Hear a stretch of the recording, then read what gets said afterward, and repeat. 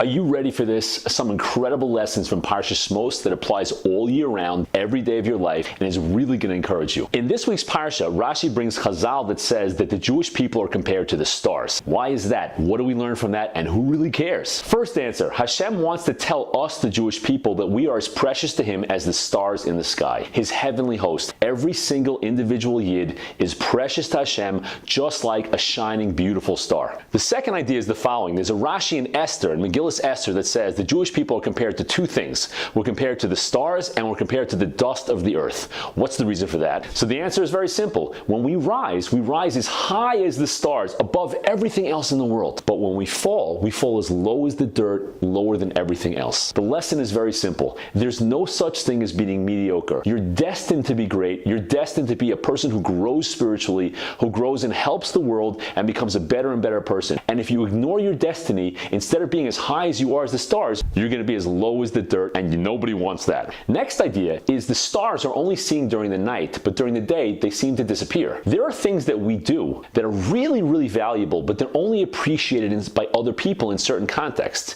Maybe you're around the yeshiva, maybe you're in a community of people that are growing, but if you're not around people that are growing and people that are oriented in a spiritual way, you can do great things and people really won't even see it. It's as if you don't exist. But the reality is that stars, even though they have periods of time where no one sees to see them, they are 100% still there. Now, if a star could have an inferiority complex and feel bad about himself and have problems with self-esteem, then when people don't see him and people don't talk about him, maybe he wouldn't shine as much. But the truth is, a star does shine just as much even during the day. It's just that you can't see it. And he continues to shine his entire life, his entire existence. And that's the same exact thing with us. Even if people can't see you, they don't appreciate what you're doing, they don't know what you're doing, they don't see you, they don't appreciate your shine. You should still do it anyway. Keep on shining, because all of those things one day are going to appreciate it where it really counts, which is in the next world. That leads us to the next topic. This is an amazing thing. We look at stars as if they're very, very small. Twinkle, twinkle, little star. Wait a second. There are stars that are much, much bigger than our sun. Our sun can fit 300 Earths inside of it. And there are stars that are 10,000 times the size of our star. Whoa, that's enormous. Who you calling little? Twinkle, twinkle, little star. Why do we see the stars as little? Because we're down here and we're small. But when we rise up to the level of the stars, we would see how incredibly enormous they are. So this is an amazing idea. Do not allow people that are small, that are not spiritually growing, to assess you and put you in their little tiny little twinkle, twinkle, little star box. Don't let them tell you, I don't see what you're doing there in yeshiva and seminary. I don't see the value of your davening 3 times a day. I don't see what you're doing working on yourself. I don't see the value of learning. What are you doing? Because you're growing spiritually and you're way above them, and they see you as small because they are small. So don't let people that are staying small and not growing themselves put you in a little twinkle, twinkle, little star box and stop you from growing. Of course, you should love them. You shouldn't judge them. That's for sure. Don't feel arrogant. That's 100% true. We're just saying, don't let them and their small vision of who you are stop you from becoming who you're meant to become, a star, enormous, and shine. To explain this idea, I want to give you a little bit of a muscle as well. Let's say your life is a circle and all your interests are inside that circle. You have one circle over here and you have another person who has a circle over here that overlaps a little bit with you. So part of their circle and part of your circle overlap a little bit.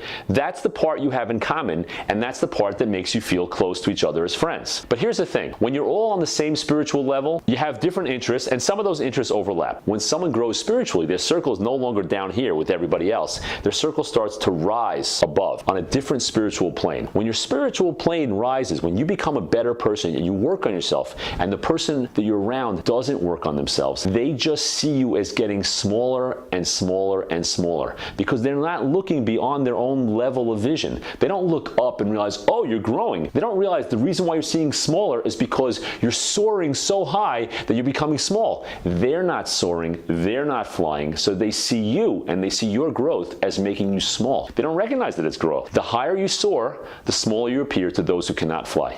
Can you say that again, please? The higher you soar, the smaller you appear to those who cannot fly. A final lesson about stars. What's the purpose of a star? A star is meant to shine in the darkest places. A Yid is meant to shine his own spiritual light, his unique spiritual light, in the darkest places. Now, that doesn't mean go to bad places. It doesn't mean let me find these really shady places and shine my light. It doesn't mean that at all. It means when you're having a hard time. It means when there's a place that's spiritually dark in your life, when you don't have clarity, when things seem to could be dark and difficult, that's where you shine. The comparison goes even further. The function of the star is to light up a very, very dark place. So the Sfas Emes says, if your job is to light up a very dark place, that means you come from a place above the world, above the physical world, in the spiritual world that's very, very high. The darker the place is that you have to light up, that means the higher the place you come from in the spiritual world. Now, Klal Yisrael, every Jew has a job to light up even the darkest places. That's a proof that our neshamas come from a very high place in the spiritual world. These are incredibly encouraging ideas, and if you focus on them, it's going to change the way you function day to day. It's going to keep you focused on the real shining is going to happen up there, not down here.